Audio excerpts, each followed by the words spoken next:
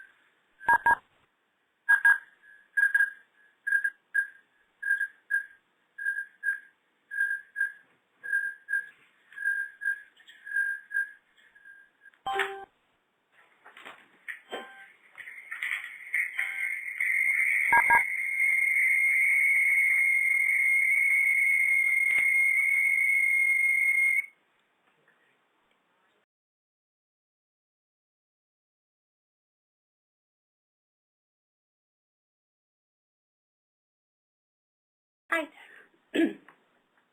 Welcome to the NIH Adherence Network Distinguished Speaker Webinar Series. I'm Christine Hunter. I'm from the National Institutes of Diabetes and Digestive and Kidney Diseases, NIDDK, and I'm pleased to be able to give a brief introduction for today's speaker. Dr. Rachel Gold, who will be speaking today, she received her Master's in Public Health from Temple University in '98 and her Ph.D. in Epidemiology from the University of Washington in 2003. Dr. Gold is currently an assistant investigator at the Kaiser Permanente Center for Health Research, and we are so pleased that Dr. Gold accepted our invitation to speak and are really looking forward to an interesting and timely presentation. Her talk today is titled Using EHR Data and Clinical Decision Support Tools to Enhance Guideline-based Prescribing in Safety Net Clinics. So without taking any further time for introduction so we can get to her presentation, I will turn it over to Dr. Gold. Thanks, Christine, and thanks everyone for signing on. I think some of you are out there. Next slide. Yep, I'm Rachel Gold. I'm an investigator at the Center for Health Research at Kaiser Permanente Northwest. I'm going to talk to you today about some preliminary results that we have from a study where we're trying to get at how we can use data from the health record to support provider adherence to guideline-based prescribing. In this particular case, we're looking at within diabetes population. And I have adherence in quotes, and I just wanted to start the talk by saying that the safety net providers who I work with raised their eyebrows a bit when I showed them this slide deck. And what are you talking about, provider adherence, right? So I put it in quotes just to say, although we're talking about, I'm not sure it's quite the right word to talk about provider behavior change. So that said, this project is funded by an R18 from the NHLBI. We thank you very much for that. And I want to point out that the research we're doing real quickly is a multi-institutional endeavor. We have, I'm at the Center for Health Research. Greg Nichols is the PI on this study, and I'm the project director. But we have the next three organizations, Richmond Clinic, Virginia Garcia, Multnomah County, are all federally qualified health centers or organizations, service organizations that run SQHCs. And OCHAN I'm going to talk about quite a bit. It's as we get going, but it is the organization that provides the EHR to all of these clinics. So the general background behind what we're looking at is as follows. Organizations like Kaiser Permanente have the resources to develop terrific tools that harness the EHR data to figure out how to provide clinical decision support that may enhance provider adherence. And I would maybe just again frame that as these are great decision tools to help providers provide guideline-based care. So using some of these EHR tools, and I'll talk about them in detail, Kaiser developed an intervention called the ALL Initiative. It's also sometimes called the ALL Initiative. I'll describe that again in some detail as well. But the overall gist of the ALL Initiative is to improve the rates of guideline-based prescribing of cardioprotective meds for patients with diabetes. So we're really interested in this overall study and how we can take the same kind of tools and strategies that Kaiser used and make it and see if we can get them to work in the safety net setting. Okay. Again, the overall set of questions are, well, what kinds of decision support tools are useful in community health centers? What do they need? How can we build tools that actually improve providers' guideline-based care? Can we translate from other settings to community health centers? And really, I'm very interested in that because, as you all know, I'm sure, public clinics do not have the resources to develop these kind of tools themselves. But places like Kaiser and the VA, they're doing that development. So the question, I think the really salient question is, how do we translate them? Can they be translated? Can that work? And what aspects of the tools are going to work in community health centers and what aspects are not going to work, and what are the barriers and facilitators, of course? What kind of interface components are necessary? You're good. So we're in the middle of a 5-year study in which we are translating some of the same approaches that Kaiser used to implement the ALL initiative into 11 community health centers in Portland. And again, this is in partnership with OCHIN. And again, I'll talk about OCHIN specifically in a bit, but I wanted to point out that this research is done in partnership with the Practice-Based Research Network. All the work has been done hand in hand with docs from these clinics and other staff as well. And that's really important to the work. It's not, I mean, I don't know how else you would develop tools that effectively serve providers without asking providers what they want. So we're having it's been a lot of fun actually, and it's been great working with all these providers. We believe this is the first clinical trial that is looking at how do you translate an intervention like the ALL initiative from a private care setting into the CHC setting. If any of you are aware of other trials that are doing something similar, please email me and let me know about it. I'd like to know, you know, we're keeping an eye on the literature, but I'm not aware of anything else that's happening like this. So if you do, I would really appreciate the info. Okay. So a little bit about the intervention itself, the ALL initiative. There's plenty of evidence that for a lot of patients with diabetes, their risk of cardiovascular disease events can be greatly reduced by taking statins and ACE inhibitors or ARBs. It's you know, depending on various comorbid factors and age, et cetera, but some combination of those meds depending. ALL at Kaiser stands for aspirin, lisinopril, but really any ACE inhibitor is fine, and lovastatin, any statin is fine. And there's an asterisk by the word aspirin because the evidence for aspirin really shifted right in the middle of our proposal process. So Kaiser is in fact not emphasizing aspirin much anymore, and we're not targeting it in our study because the evidence wasn't solid enough. The overall goal of the study of the intervention is to improve rates of patients with diabetes who have active prescriptions for indicated, these medications have indicated and indicated per national guidelines, evidence-based indication. I just want to, since we're talking about adherence, when Kaiser Permanente implemented this intervention, there was also quite a bit of focus on patient adherence, as in once you've got the med and the prescription in the patient's hand, did they pick it up, did they refill on time, follow-up calls, et cetera. We haven't had the bandwidth to do that in this study yet. We are just starting to think about how to do that piece to try and do a little bit more than we've done already, but we're just starting to take that on. It's again, it's mostly a bandwidth issue. Kaiser estimated that 3 years after the ALL initiative was implemented at all of its regions nationally that there was a 60% reduction in CVD events. Now this is a projection, it's a modeled number, but nevertheless it's a really impressive impact. I mean, if all of our interventions could do this, we would be in good shape. So I want to talk a little bit about the overall, at Kaiser, the overall strategies underlying the ALL initiative are actually fairly simple, and they are make it easier to identify patients who are missing a medication for which they are indicated, and make it easier to prescribe those meds, fewer clicks, make it easy.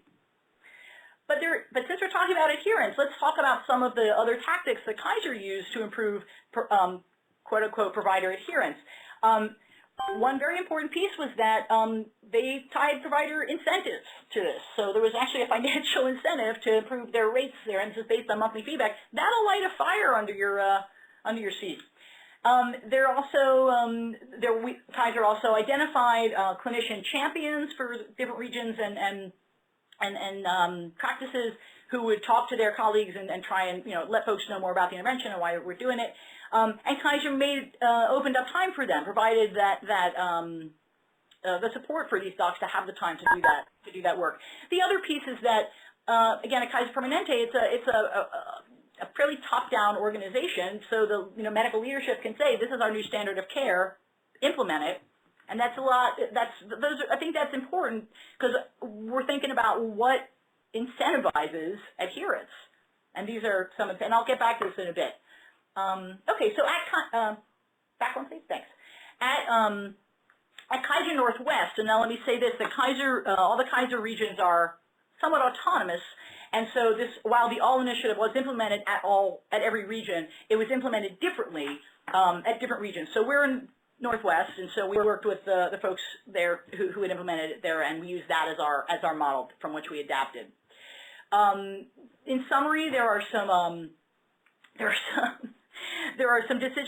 a point of care alert.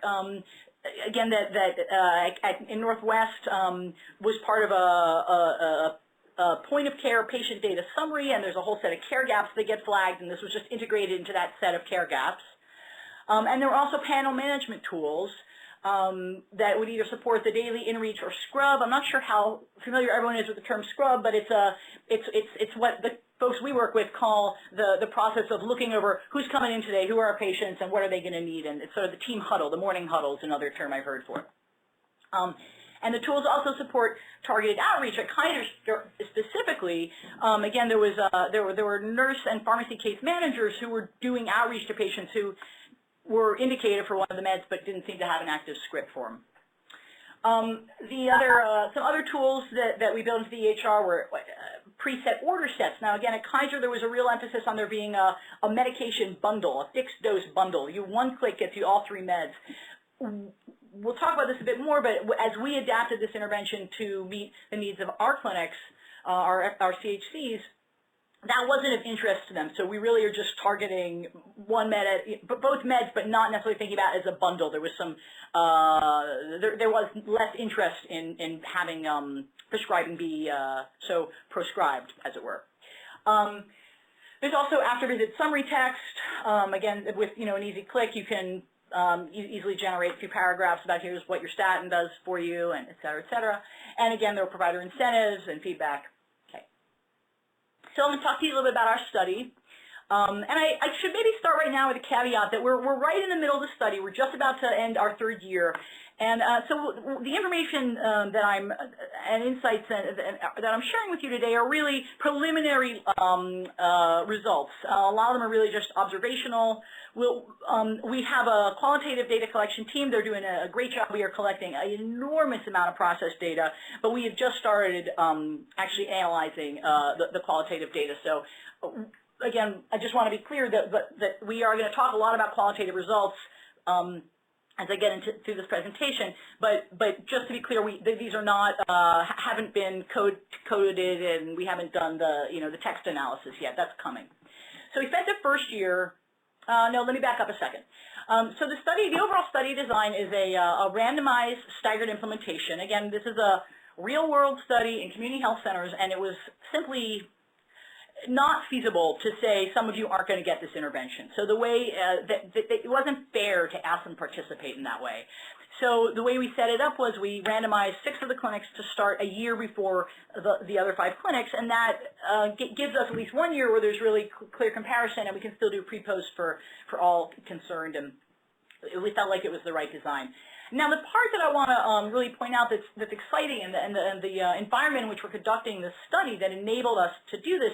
Now I'm going to talk to you about OCHIN. Now again, OCHIN is was the Oregon Community Health Information Network, and is now just OCHIN because there are 12 states involved. And OCHIN basically is a middleman between the EPIC, between the folks who make the EPIC EHR and community health centers. So OCHIN purchases EPIC from purchased the EHR from EPIC, works with them, has adapted the EHR for community health centers, and then all OCHIN member clinics contract with OCHIN to take part in this electronic health record. Now, what's really cool about this, it means that all of OCHIN's clinics are on one health record that is centrally managed at OCHIN with one patient identifier across all sites. And now there's over 300 clinics in 12 states that are primary care CHCs where we have all of their data in one centrally managed location.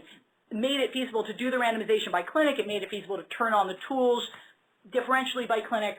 So we've got a really neat laboratory there that we're really developing. And FYI, this is the first intervention study that has been conducted within the OCHIN membership, although by no means is it the last. So we spent the first year adapting, really talking to the providers of the clinics, of the study clinics, and saying, well, here's how Kaiser Northwest implemented this intervention. Here are the tools that they used. Here are the strategies that they used. How's this going to work for you? And so I would go from the providers to the programmers at OCHIN and say, well, here's what the providers want. The programmers would say, well, that's feasible, but this isn't feasible. Here's what we think we can do. And I go back to the clinics and say, well, the programmers say we can do this. Can you work it this way? And so we spent a lot of time debating, how to define, hypertension. And, we spent a long time coming to agreement. Again, there was three service organizations involved here, but it was essential, and I think this is actually quite important in terms of the adherence piece. It was essential to get the buy-in of these clinics to engage them in that process. So I just want to point that out. So we rolled out the intervention in the 6 early clinics. Almost 2 years ago, we rolled out the late clinics about a year ago, and we're going to spend the next couple of years really evaluating our impact and sort of what has worked and what hasn't. We're also engaging in we're calling it hot topics and it's a best practice sharing process, but we're really trying to brainstorm on some tricky pieces that have come up in this implementation. For example, women of childbearing age, these meds are contraindicated for pregnancy, so how do we deal with that in the data? And we've had to really kind of come up with some workarounds. It's been an interesting process. Okay, so I kind of covered this slide already, but just for a sec, thanks. Again, there was, I talked about this already. Just the point was that at the end of that first year, we had created a menu of tools that our study clinics could choose from. Some of them were revised just a little bit, like we basically took the after visit summary text, as a whole, but Kaiser said that was fine. Some we had to really recreate to fit the infrastructure availability. Like, Kaiser and the clinics both use the Epic EHR, but at Northwest they have this, again, point of care data summary, and the clinics they didn't, so we had to use, well, you'll see, we'll get to it. Okay, so here's the menu of tools that we ended up with that our clinics could choose to use. And again, because this is a translational study, we really made it very clear to the clinics that see which of these tools work for you. We were interested specifically in seeing how different clinics would adopt different tools, how they would work in workflow. It's been interesting to watch that. Of course, we'll publish all this as soon as we can. There's a point of care alert that's a best practice alert. That's what BPA stands for. And it's just a reminder, hey, you open up an encounter, hey, this patient is indicated for a statin. And I'll show you, I'm going to talk about the BPA quite a lot in upcoming slides. We did come up with order sets that made it easier in theory, we're going to make it easier to order these meds, but, with having sort of having kind of preset the most common dosages and particular, like lovastatin or whatever. But interestingly, well, we'll get to it. The idea was to make the prescribing easier with these order sets, but we found that no one used them, but we'll come to that. We have no, I'm sorry, I wasn't ready. We also have patient data summary and panel management rosters that serve several purposes, and I'll just summarize this now, but I'll talk about them all quite a bit in detail in a moment. There was again, in-reach or scrubbing tools or huddle tools that would allow were supposed to be kind of another reminder mechanism. So we had you'd be reminded both at the huddle and then at the point of care. And then outreach tools to help identify patients who haven't been seen recently but who are indicated for these meds and don't seem to be on them, or to do follow-up with patients who have a recent script. And again, we haven't really started using those tools yet, but we built them. And again, we have some other tools that were really targeting patient adherence, exam room posters, handouts in several languages, and again, the after visit summary text. And I have, if any folks are interested, I guarantee we'll have time for questions. I do have screenshots of those kind of at the end of the slide deck if folks are interested in seeing them. Okay, thanks. So here's our best practice alert. And again, this was this is used as a function that's native to Epic, best practice alert, and that we, at OCHIN we have Epic programmers, and so they built it to our specifications. This patient has diabetes and is indicated but does not have an active prescription for an ACE, ARB, or statin. The BPAs are, the algorithm underlying them is designed so that if a patient is indicated for just one of the meds, then it will just show that. It will say this patient is indicated for a statin. You'll see there's a sentence there, please consider discussing contraceptive options when prescribing to childbearing age women. That was one way that we, people don't actually read the text. In fact, they just sort of see the words ACE, ARB, and statin, but we put the text in there as requested. We do give blast LDL. This is just a sample, but in actual practice that they would show lab results there. Okay, I'm ready. Thanks. the BPA fires in an office visit or a phone encounter, and recently, and this is interesting, OCHN just changed it all across their membership so that best practice alerts are firing in interim encounters, which folks use to do some charting, and we're really excited about how this is going to affect the use of, how this is going to affect our outcomes, because it's enabling a certain amount of work to be done that not necessarily in the encounter. So, for example, if the patient really should not be, if the doc doesn't want to be reminded about a statin for this patient again, they have the opportunity to sort of turn off the BPA, and I'll show you that on the next slide, but to not do it in the encounter, so you can do it when at their leisure. So that's pretty cool. We're excited to see how that changes workflow. And again, it's patients who have diabetes, aren't lactating or pregnant, no anaphylaxis, are indicated for one of the meds, but have no active prescription. And just so you know how we're defining this, because it's imperfect for sure, we don't have, we have just prescription data. We don't have dispense data. So we are defining an active prescript as one that was issued within the last year. So we certainly know that you know, so this is actually kind of interesting, I think, in terms of this being about provider adherence, right? At this step, this is where we're intervening. At this step in the process, where the provider decides, here's the script for you, but beyond that, that piece isn't in place yet. So that's what this metric gives us. Okay, so just a little bit about how they can use the best practice alert.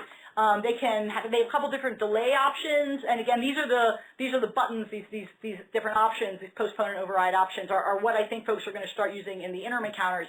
And what we're hoping is that it'll make them trust the BPA more when they fire in actual encounters, because they'll know, okay, I went through my panel, and if this is firing for this patient, I want it to. So again, there's an option to say, well, I'm just going to wait till the next visit because this patient has too much going on this visit, or I'm going to wait 6 months because this patient says I'm not talking about any new meds with you right now. Or there's a permanent override. I don't want to hear about this for this patient again. And we're trying to track which docs hit the permanent override all the time and talk to them about it. We're finding actually that that's not happening that much, and where it is, it's generally for totally reasonable reasons. That also lets you jump to the allergies field. That actually turned out to be a totally useless function. It lets you jump to the order set, and it lets you quickly print out this after visit summary text. So here's our order set. This is an example of one. For some reason, the order sets can't be built centrally. They have to be built service area by service area. I don't know why. But this shows, you know, here you go, simvastatin, 20 milligrams, you know, as instructed. And again, there's an opportunity you can change. You can do a drop down and change the any of this that you want. But the idea is to at least make these make the meds easy to prescribe. Okay. And then there's panel management rosters, and we'll talk about this quite a lot. I mean, I'm sure everyone listening is very familiar with the need for tools that allow service areas, clinics, providers to look at what's going on with our patient panel. This is especially important for these community health centers with all the transformation that's going on now in terms of how healthcare is delivered and the kinds of reporting requirements and the meaningful use reporting, et cetera, et cetera. So there's really a lot of need for this. OCHN has built a panel management tool or a data processing tool, and it's kind of like Excel on steroids, and it's based on the EHR, right? So it pulls EHR data out. We can build algorithms that use the EHR data that then populate solutions rosters, and we'll show you some of those. But we had to use OCHN's tool because that's what we had. We understand that Epic has a tool coming out, or that is available now, called Reporting Workbench, that we don't have it yet in our clinics. We're interested to see whether it will support the complex algorithms that we need to build underneath it. I hope it will, because it would be really nice to be able to transfer all of these rosters into an Epic-based tool. We're going to see. So it identifies patients, again, who are indicated for one of these meds, who aren't actively prescribed. There's filter functions. And then as we built these tools, our clinic said, well, okay, can you also add in the following information about our patients with diabetes? And so, sure. So to some extent, we were able to do that. And I just want to, what I think is interesting about these tools, the panel management tools, is that these aren't used by providers directly. They're used by the staff. So the staff's gonna, is gonna alert the doc, here's what's going on with, your patients who are coming in today. Then they got the information from these rosters. And they'll also be doing the outreach piece as well. So I think that's an interesting piece of this. I think that there are different tools are needed for different jobs. I mean, you need different tools to serve different people in the workflow. So I think that's kind of interesting to me. Okay, so I'll talk to you a little bit about our rosters because I do think this is interesting. At the 4 column headers are what you see in those yellow boxes at the top, and they say ASARB indicated, on ASARB, and so what you would see in the underlying data would be, yes, indicated, no, not on, and then you could, in theory, quickly, you can export these to Excel and you could sort through them and quickly identify which of your patients are indicated but not active for one of these meds. So again, and this is, I think, kind of interesting. We've built several different, again, scrub tools or huddle tools or however you want to call it. For one of the clinics, they said, look, just add those 4 columns to one of the rosters we're already using to do chronic disease care management. And the CDCM, the chronic disease care management, was a whole other quality improvement initiative that was going on concurrent to our study, and we'll talk about how that affects adherence, actually. It's quite interesting. I'll get to that a little bit later. So I just wanted to point that out for the all-daily roster, which was a tool we built that by the request of some of the other clinics. The idea was that it would be a summary of all their, of here are your patients with diabetes here are all your patients who are coming in today, and there's a whole bunch of information specifically for the patients with diabetes, and I'll show you that roster as well. And then the outreach tools, which I briefly mentioned before, no recent visit, hey, we need to reach out to these patients and bring them in, and we're trying to get the clinics to figure out how they can integrate this outreach into their existing outreach, their current outreach efforts. It's been a little bit of a struggle. And then I'll just skip to the bottom one again, that's the recent prescription roster, and we're supposed to be able to use it to follow up with patients. And I think we're going to move on that soon, but this has been a complicated project, and there's only so much bandwidth. So this is, again, this is a bit of a repetition. This is the chronic disease care management roster. I just wanted to point out that the other columns we added to this one, which was kind of interesting, was, well, they wanted to know when, and this is after we had, started using the tools. They said, well, could we get more information in this roster about, did we override this patient? Has this patient been overridden in the BPA? Can we see the last time the BPA fired? So while there is a function in Epic to let you look at BPA history, no one uses it. Has been our understanding, and at least in our site, it's just not part of their workflow. But this meant so that, again, when the staff were going through and using these tools in the scrub process, they could say, oh, well, this patient is indicated but not active, but Dr. Smith did a permanent override, so I'm not going to remind him about this, because why would I bug him about something he didn't want to be bugged about again? So, and actually, we are hearing that these tools are being used pretty consistently. So this is just a little bit of a screenshot of what the daily roster looks like, and the bottom is a number of the columns we've got involved there. It's patient name, age, who's your PCP, do you have diabetes or not. Then you see the 4 columns most salient to the study, and then again at their request, well, here's last A1C data and result, and BP and LDL, et cetera. You also have these filter options at top, so the very top red arrow lets you, you click on providers and you would, I think we've maxed out our natural language processing things. Okay.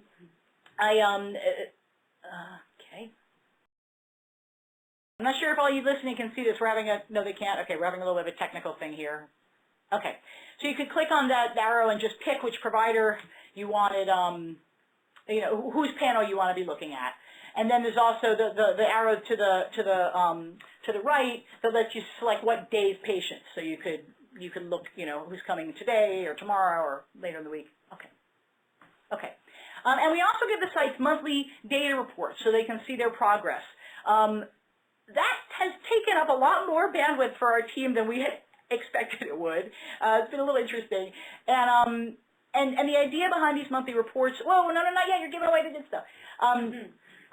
You got the sneak peek is too sneaky. The idea behind these reports is to help our team and the study team figure out, well, who's doing, which providers, which clinics are making the most progress, and who's not, and how can we share information between sites and figure out how we can learn stuff that way, and help us, identify what's not working about the tools. And we kind of thought that having a little bit of competition would push adherence, and I'm not sure if that's happening or not. Okay, now I'm ready. So a sneak peek of our results. These are not published yet, but they're really exciting, and I'm gonna just show I wanted to show you this as an example of one of the things we give them in their monthly feedback reports. And here's what you're looking at. The blue line are our quote-unquote early clinics, and you can see that their trajectory really heads upward right at the beginning, which is when they implemented. The red line is the late clinics, and the arrows show when we started implementation of the late clinics. And I just love this image because you can see that as soon as we rolled out the implementation at the late clinics, bam, up we go. You can also see, and this is an interesting piece of the results, so that we have, with the early clinics, kind of plateaued. We're still making some gains, but much, much more slowly than in the first 6 months. And so we're really interested in looking at why that's happening, and can we get better than this? Maybe we can't. I mean, we'll figure out why. Or what are the barriers to more improvement? Okay. So here is really where we're going to get into the adherence stuff that I think is really what you guys signed on for.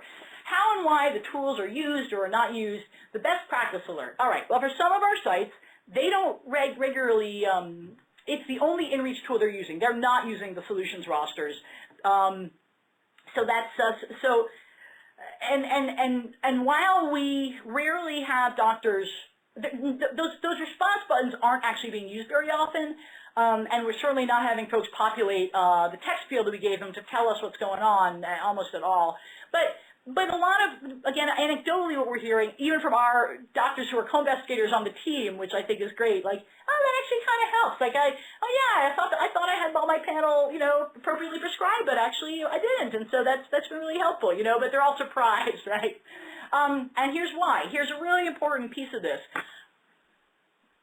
The providers don't trust the best practice alerts. They trust themselves to make good choices for their patients. Of course they do. And so they habitually ignore them. And once you've got a habit of ignoring that yellow box, that's a pretty good habit. And it's really hard to change that. And we're finding that a really important barrier. There are a lot of best practice alerts that are built into the EHR that these guys use that weren't as carefully tested, as carefully vetted when they were implemented, but came out before ours did. So providers got pretty used to saying, this thing fires at the wrong times. It's just not right. So one of our challenges for our team has been, well, okay, yeah, maybe those other best practice alerts weren't as carefully vetted, but this one's been vetted, and you can talk to, Dr. Hill, who was part of our team, and he's your clinic supervisor, and he says the tool works. But that's an interesting educational piece, again, in terms of adherence. Like, if you want a doctor to believe in this best practice alert, you got to have buy-in about it. And I'll talk some ideas I have a little later about how to make this stuff work better. And of course, you've all heard about alert fatigue, reminder fatigue.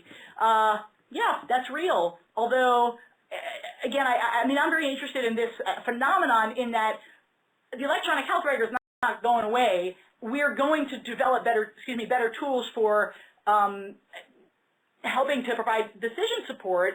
And how do we build them in a way that doesn't create alert fatigue, but instead feels like, oh, great, the health record is helping me do my job, rather than the health record is telling me how to do my job. The panel management roster. So some of our sites don't regularly use solutions. Those are the ones that are only using the best practice alert as their InReach tool. And there are some downsides to the way that the current version of solutions is set up. Now, Ochin is developing a much better version of their panel management tool. We're going to have that quite soon, and so some of these problems are going to go away. But right now, the way that the data get processed, they're always 36 hours old. So think about this daily tool that's supposed to help you scrub for who's coming in today. Well, that's great for any patients who didn't make a last-minute appointment. But if they made a last-minute appointment, they're not going to come up in your scrub tool. And if they're not coming up in your scrub tool, then you've got to do the work of going into the health record anyway and cross-checking your, what you're getting from this roster against your other, your appointment data, and then it's actually not really saving time. So why bother with the roster? And you also need to lead the Epic environment to use solutions. Again, I'm really hoping that that when Ochin brings down Reporting Workbench, we'll see some shift in how these tools are used. But as I'm sure you can imagine, there'll be a lot of steps involved between here and there. So limitations to getting folks to use these kind of panel management tools. There's resistance to changing workflow, and I think about it like this.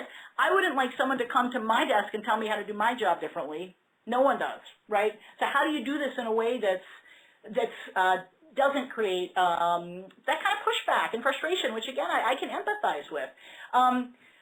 So some teams are using the tools, some are not. The outreach use, as I said, is kind of mixed. And we think that it works better when the columns are added to existing rosters that are already being used. At least that's the case in this one clinic.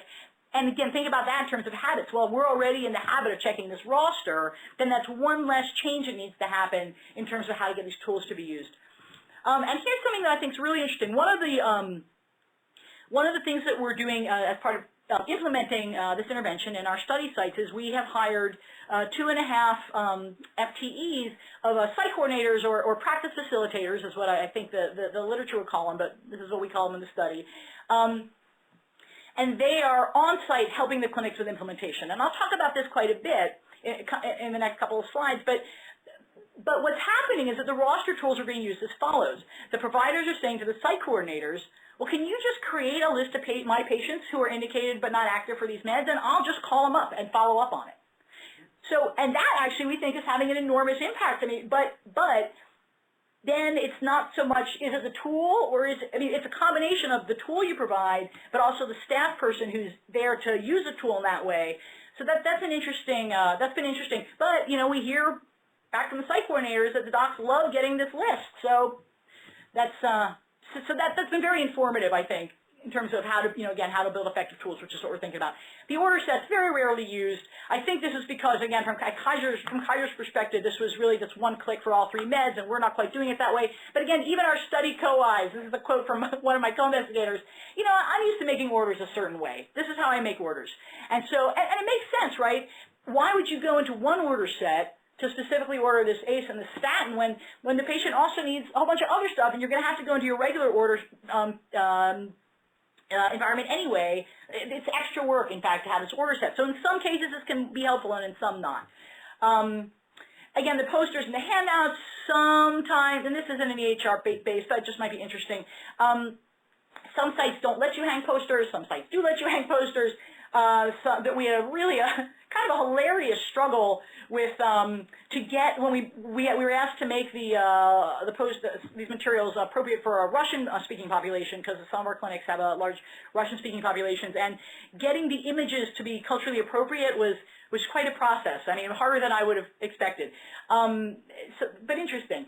And yet sometimes what we're hearing is, oh, the posters are great. They remind the patients that this, to ask the docs about the meds. And sometimes we hear that the doctors are reminded by the posters, which is kind of hilarious, but great. That's great. It's not very low tech. And again, we've got these dot phrases to support the after visit summary text. And I'm frankly surprised that these aren't being used more often. I feel like it's a great resource. But I think this is about changing habit. It's about, we've had a lot of effort already just to let folks know about the other tools, and I think we've let this, in terms of educating the users, there's less, that's been less emphasized. So again, I'm hoping that's going to change. And again, it's hard to get people to change habits, but to my mind, this is not a real difficult change. But that's what we're finding. Okay. So lessons learned. What are barriers to improved provider adherence, or let's say to improving our ability to support providers providing evidence-based care? Change is hard. Again, no one wants to be told how to do their job. There's also, we really struggle with provider buy-in about the evidence underlying the meds, especially with the younger patients. We hear, like, I don't want to start a 30-year-old on a statin. Okay, but the evidence actually supports that, but okay, so I mean, that's an interesting piece. So we've had to educate and re-educate and re-educate and meet, and we had pushback. I mean, this was a bit of an outlier, but we had one provider who said, yeah, I really am more interested in fish oils and niacins around this stuff. And we said, oh, okay, well, here's our evidence sheet, and you can read the articles yourself. And I mean, we can't make you do it. Very, very important part of the challenge is how do you fit these tools into existing workflows and into changing workflows?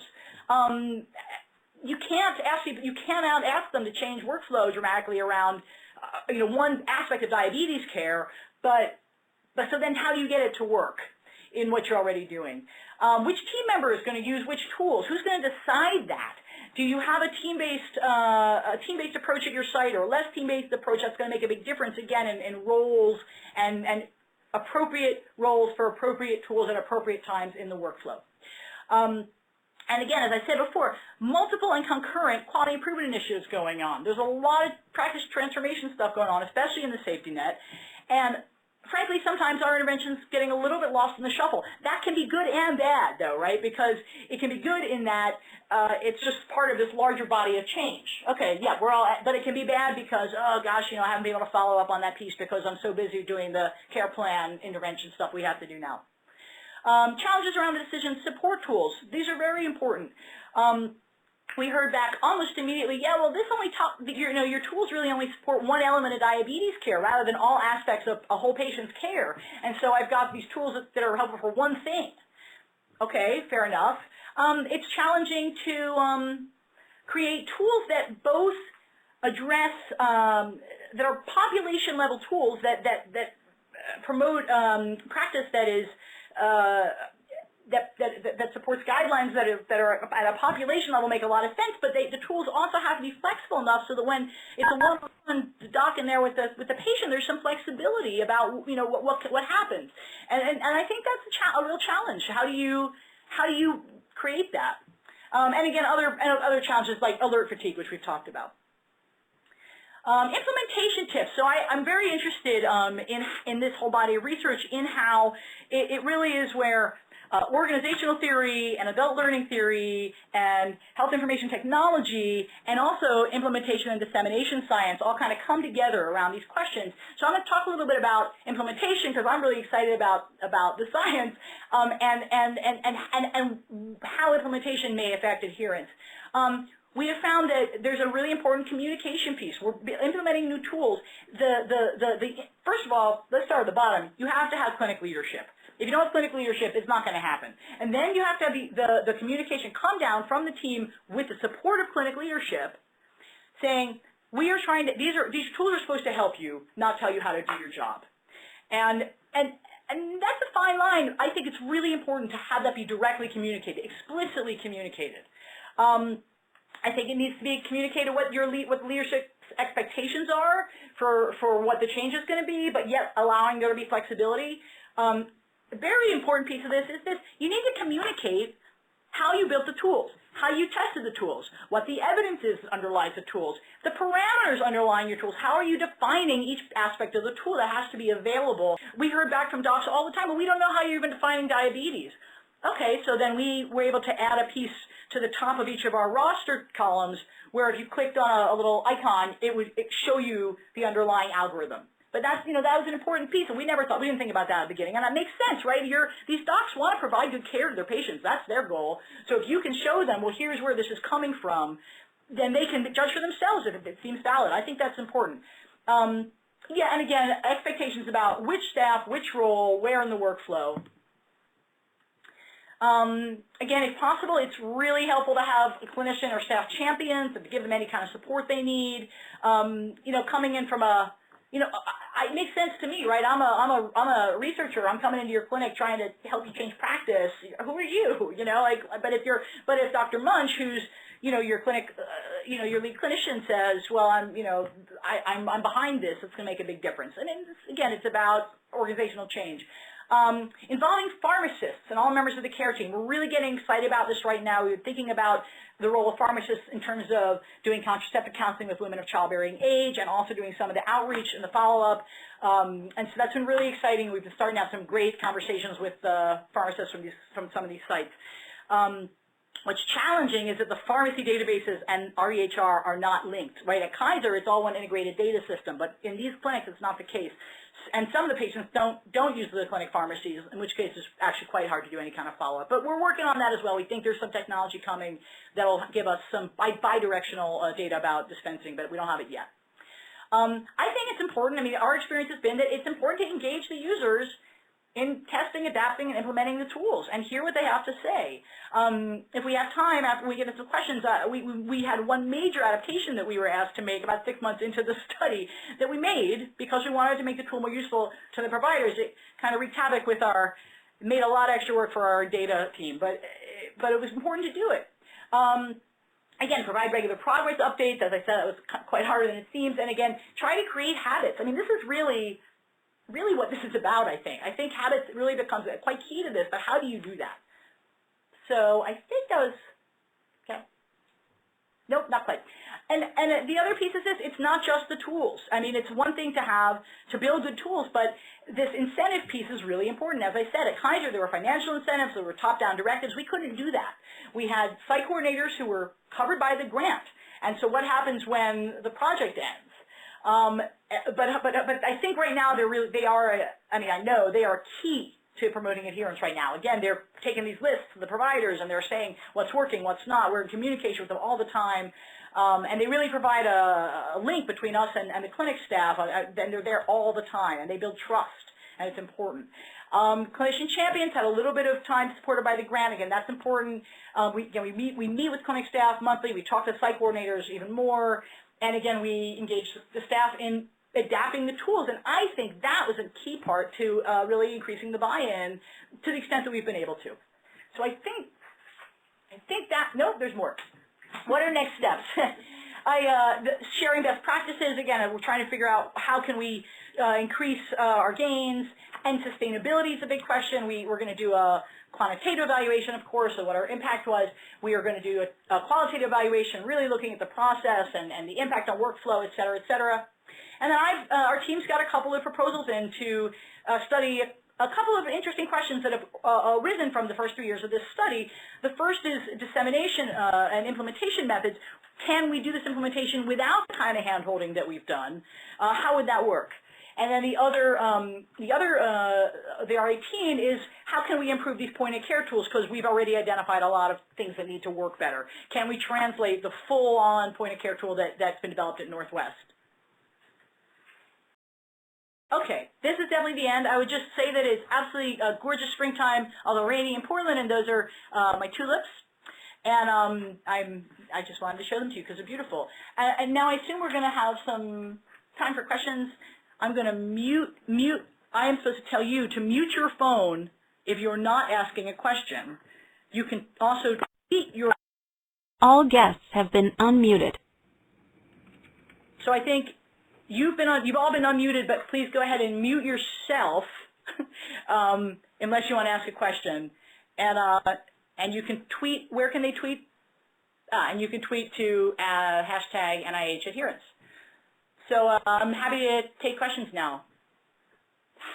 Are people just going to pipe in on the phone? Yeah. Okay. All right, go ahead. Pipe in. You should unmute yourself to talk. While we're waiting, maybe I'll go ahead and ask a question. Okay. So I thought a few things that I thought were particularly interesting, and the data was very compelling as well. But one is, did you think about other incentives? Because the site coordinator wouldn't necessarily,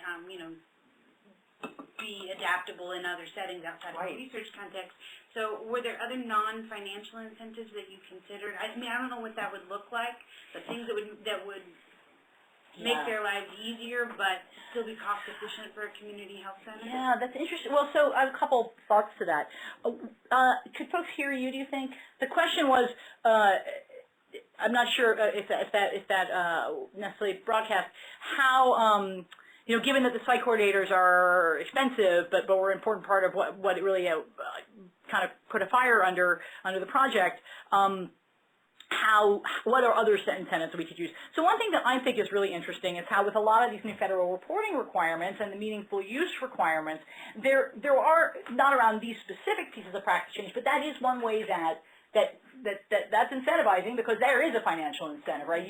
How well can you improve these metrics? I wouldn't necessarily think these clinics would want to get down to such a granular level of, like, is a patient with the following comorbidities, et cetera, taking an ACE inhibitor. It's going to get really complicated. But that is one way that folks are being incentivized. The other piece of it, I think, really then becomes about your provider. Do you have a... So your question is about incentives. I get it. I mean, but I'm not sure how we would do that in the real world. I think it has to be about belief. I can't see what else there would be in that. Like, again, within our study clinics, we could, if nothing else, instill some competition, maybe, but there'd have to. You really are going to have to get the buy-in that this is a change we want to make. I think it's complicated. Yeah. So now, are there any questions out there? I'd love to take some. I don't know if anyone's trying to get through and not able to. Okay. Well then yeah. I have another question. Yeah. So Sorry. Yeah, we got one? Hello? Oh, they were just signing off. Okay, what's your, I'm going to move the mic over to you, Christina. That's good. The site coordinator, the list that they're generating individually for the providers, is that something that the tool could do? It is. They're using the roster tools. Oh, they want somebody else to pull it and print it for them? That's right. Interesting. Can you give me this list? If you're going to keep asking me about this, can you just give me the list? Yeah, but they certainly could. The docs certainly could. But is there a way to do that, like, you know, like you said, the easier it is, sort of a one-click kind of... Yeah, I mean, yeah, they could. I'm thinking about ways to think about how to fulfill the site coordinator role once the study is right. over. So my thought about that would be that, again, that it's not necessarily a task you want to give to the provider, but it's you would want to have the clinic overall say, we want these lists to be generated, and this is going to go to a panel manager, or this is we will designate someone on the staff. I mean, kind of what I've been observing, again, has been there really does need to be a person whose job it is on site to follow up and make this stuff work. And so again, that's we're interested in this in the R01 that we just submitted. We're specifically hoping to look at different levels of support and how that works. But yeah, does that answer your question? Yeah. What's going on? I don't see any questions. Okay. Well, then there's no harm in ending early if there's no questions, and we really appreciate your attendance. And thank you, Dr. Gold, for a wonderful presentation. Really, I think it's helpful to focus on this issue of provider adherence. Great. Thanks for listening. All right. Are we on? Stop sharing.